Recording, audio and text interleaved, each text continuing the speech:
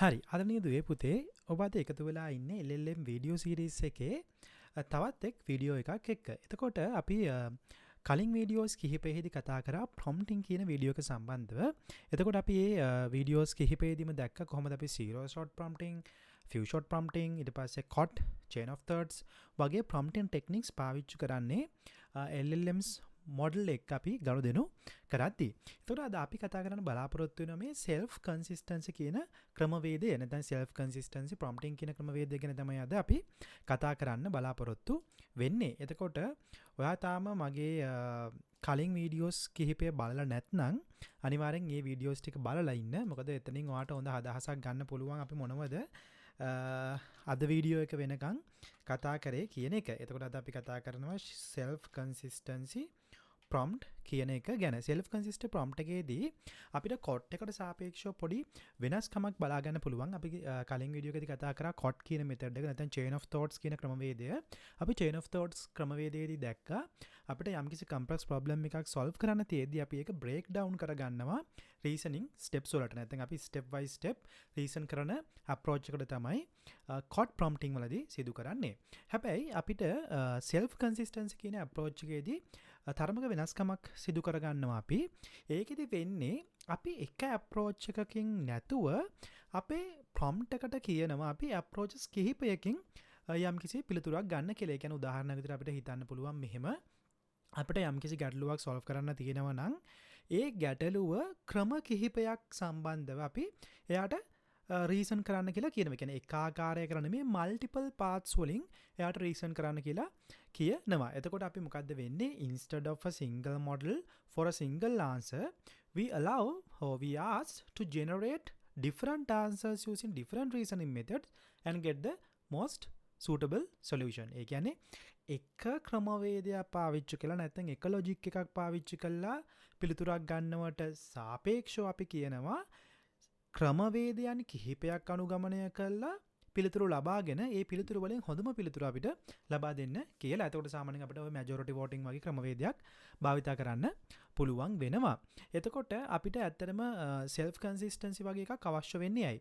එතකොට සාමාන්‍යයෙන් අපිට over confidence වගේ දේවල් නැත්නම් අපි දන්නවා large language models ඔක්කොම base model train වෙලා තියෙන්නේ unsupervised data වලින්. එතකොට අපි සාමාන්‍යයෙන් දන්නවා ඕවර් කොන්ෆිඩන්ට් කියන දේ අපිට බලා ගන්න පුළුවන්. ඒතර සමහර දත්ත වලට ගොඩක් ඕවර් කොන්ෆිඩන්ට් වෙලා තියෙනවා. නැත්නම් එකම වර්ගයේ දත්ත ගොඩක් දැකලා තිබ්බොත් ඒ මත ඕවර් ෆිට වීමක් අපිට සමහර අවස්ථාවලදී බලා ගන්න පුළුවන්. ඒක නිසා අපිට කොන්ෆිඩන්ස් එක වැඩි නිසා අපිට සමහර වැරදි උත්තර වුණත් අපිට ලබා දෙන්න පුළුවන් මොඩල් එකෙන් යාගේ රීසන් කරන ලොජික් එකත් එක්ක. ඒක අවොයිඩ් කරන්න අපිට නැත්නම් අපේ ආන්සර්ස් වල රිලයබිලිටි එක වැඩි කරගන්න වගේම කම්ප්ලෙක්ස් ටාස්ක් වලදී නිවැරදි පිළිතුරු ගන්න තමයි අපිට මේ self consistency ක්‍රමවේදය ගොඩක් උපකාරී වෙන්නේ. එතකොට අපි එක ක්‍රමවේදයකට සාපේක්ෂව අපි ක්‍රමවේද කිහිපයක් එකම prompt එකේදී යාට සිදු කළා නිවැරදි පිළිතුරක් ගන්න කියන එක තමයි මෙතනදී ප්‍රධාන වශයෙන්ම අපි සිදු කරන්නේ. දැන් උදාහරණයක් විදිහට අපි හිතුවොත් මෙහෙම අපිට අවශ්‍යයි කියන්න අපේ ගාව තියෙනවා කාර් පාර්කයක් ඒකේ කාස් 5ක් තියෙනවා. එතකොට ඒකට අලුතෙන් කාස් 2ක් ආවා. ඊට පස්සේ එක කා එකක් ගියා. ඔන්න වගේ ප්‍රශ්නයක් අපිට දීලා අපි පිළිතුර හොයන්න කියලා. එතකොට අපිට ඕක කියන්න පුළුවන් එයාට ක්‍රම කිහිපයකට ඇනලයිස් කරන්න කියලා. එතකොට එයාට කියන්න පුළුවන් සම්පූර්ණ කාස් කියන concept එක ගැන හිතලා ඒක solve කරන්න පටන් ගන්න.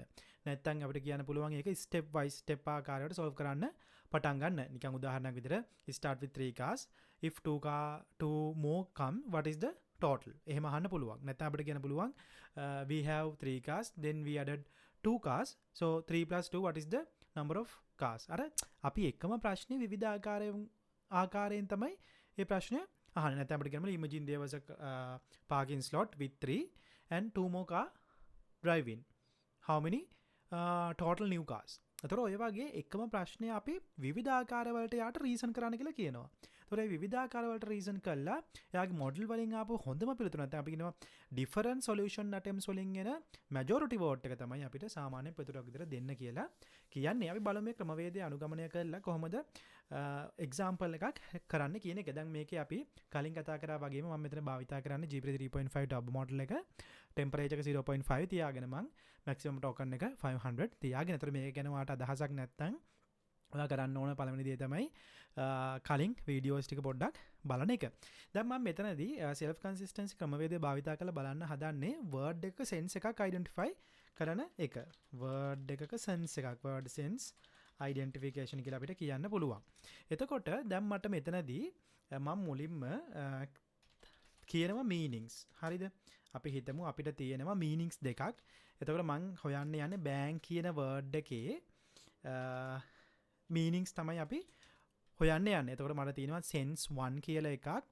අපි කියනවා sense 1 එක place to කියමු place to මේක අපි නිකන් string එකක් විතර තියාගමු. sense 1 එක වෙන්නේ place to store deposit and withdraw money. එතකොට අපි දන්නවා bank එකක් කියන්නේ එක බෑන්ක් එකක මීනින්ග් එකක් වෙන්න පුළුවන්. අපි දන්නවා අපි සල්ලි දාන ඩිපොසිට් කරන තැනක්.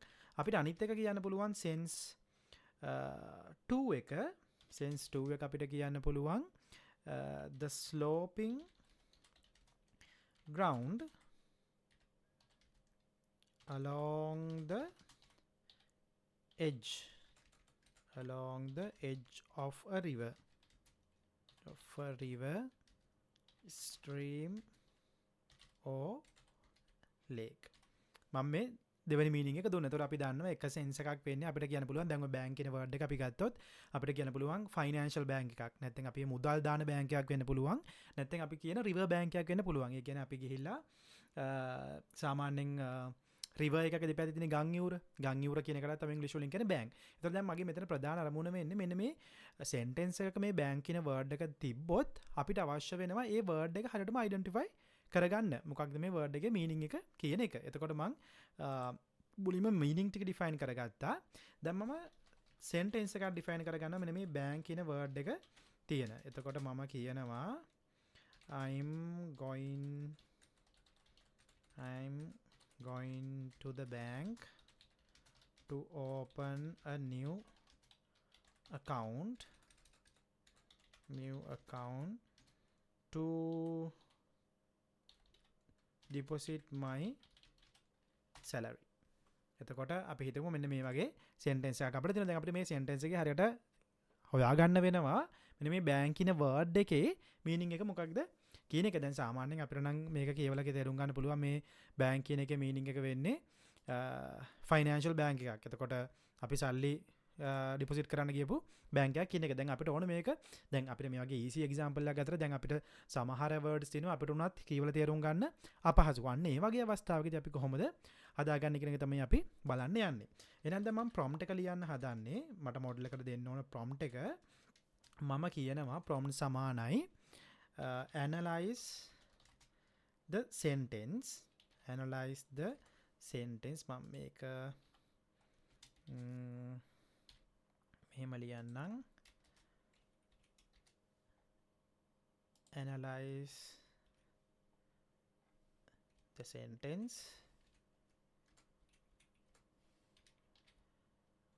එතකොට අපි මේ sentence කියලා parameter එකෙන් define කරන්නේ මෙන්න මේ උඩ අපි ලියපු sentence එක. analyze the sentence and try to analyze the sentence and try to identify the meaning of the word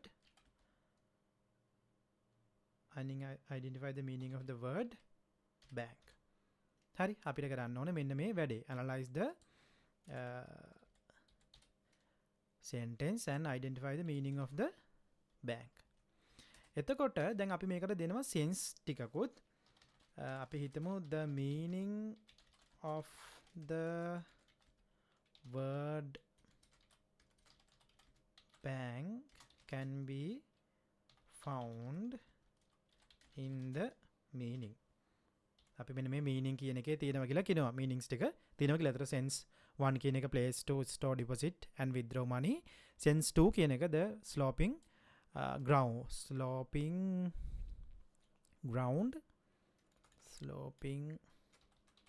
ground along the edge of the river. එතකොට දැන් අපි මුලින්ම කිව්ව analyze the sentence, try to identify the meaning of the word bank. The meaning of the word can be found in the meaning. එතකොට දැන් අපිට මේ analysis එක කරන්න ඕන විවිධ ක්‍රම පාවිච්චි කරලා. මම කියනවා follow the below strategies to identify the most suitable meaning. එතකොට මම දෙනවා strategies කිහිපයක්. එතකොට මම කියනවා මම දෙන වෙන මේ වගේ strategies කිහිපයක්. එතකොට මම කියනවා මගේ පළවෙනි strategy කියන්නේ focus on the keyword in the sentence surrounding the ambiguous word. See which sense definition align the best with these keywords. මම කියනවා keywords ක්‍රමවේදයක් පාවිච්චි කරන්න. දෙවෙනි strategy එක කියනවා consider the part of speech, noun, verb, adjectives of the ambiguous word in the sentence and how it functions within the sentence. එතකොට අපි කියනවා post tag එක නැත්නම් part of speech tag එක ගැන consider කරලා ඒක ගැලපෙන තැනත් එක්ක කල්පනා කරලා බලන්න මේකේ meaning එක මොකක්ද කියන එක. strategy 3 කියනවා think about the overall topic and intent of the sentence. අපි කියනවා overall consider කරලා මේ sentence එකේ intention එක එක්ක අපිට meaning එක හිතන්න කියලා. ඒතකොට දැන් මම මෙතනදී strategies 3ක් කියලා තියෙනවා. දැන් අපි අර කලින් කිව්වේ එකම දේ. අපි කලින් එකපාරට one prompt එකකදී කියනවා අපිට අවශ්‍ය පිළිතුර generate කරලා දෙන්න කියලා. හැබැයි මම මෙතනදී කියනවා පොඩි වෙනස් විදිහකට. මම strategies කිහිපයක් කියනවා. මෙන්න මේ strategies කිහිපයම ගැන බලන්න.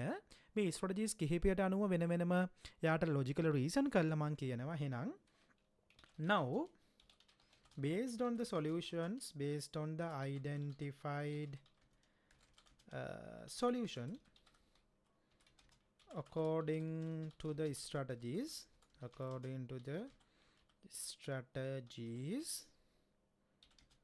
return the most suitable sense definition. You can use the majority vote among the strategies. දැන් පොඩි අදහසක් එන්නේ නැති. මොකද්ද මේ self consistency ක්‍රමයේදී මම කරේ? මම strategies කිහිපයක් යාට කියනවා logically think කරන්න. දැන් අර කලින් ක්‍රමවේදවල වලට කරපුවාට සාපේක්ෂව මෙතනදී උනේ මොකක්ද? මම reasoning ක්‍රමවේද කිහිපයක් යාට කියනවා. ඒතර යා reason කරනවා ක්‍රමවේද කිහිපයකට. ඒතර reason කළා ක්‍රමවේද කිහිපයකට තමයි මට පිළිතුරක් යා නිර්මාණය කළා දෙනවා. මම යාට කියනවා majority vote ක්‍රමවේදය භාවිත කරන්න. majority vote ක්‍රමවේදය කියලා කියන්නේ අපි දැන් strategies 3ක් තියෙනවා නම් අපි හිතමු strategies 3න් පළවෙනි strategies දෙක කියනවා ඒක bank එකක් sense 1 එක අනිත් එක කියනවා sense 2 එක. ඒතර අපි දන්නවා එතනදී majority vote එක තියෙන්නේ sense 1 එකට.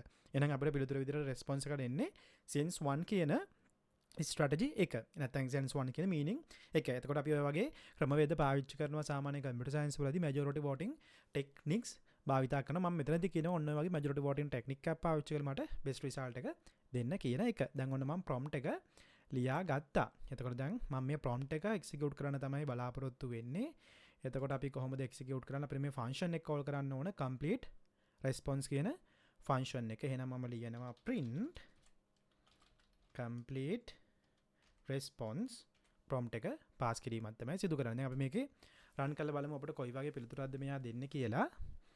හරි. එතකොට අපිට කියනවා based on the strategies provided the most suitable sense definition for the word bank in the sentences I am going to the bank to open a new account to deposit money would be sense number 1.